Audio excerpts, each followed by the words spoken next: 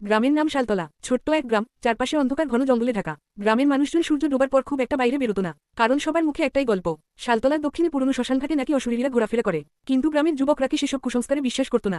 শহর থেকে নতুন ফিরে আসা রাকেশ ভাবত এসব শুধু গ্রামের বানানো গল্প, ভয় দেখানোর জন্য।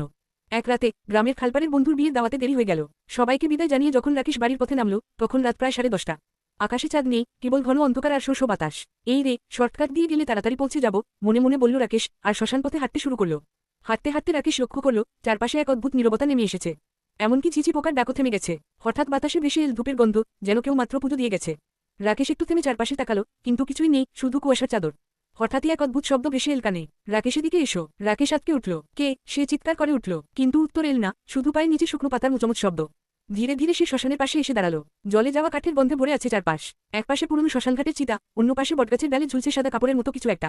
মনে মনে বলল, হাওয়া লাগছে। কিছুই না, কিন্তু ঠিক তখনই কানে ভেসে এল নরম হাসির শব্দ। হিহিহিয়া তো তাড়াহুড়ো কেন রাকেশ? রাকেশের পা যেন জমে গেল। চোখ তুলে দেখল শ্মশানের মাঝখানে দাঁড়িয়ে আছে এক যুবতী। সাদা শাড়ি, ভেজা চুল থেকে টপ টপ করে জল পড়ছে, আর চোখ দুটি অস্বাভাবিক লালচে।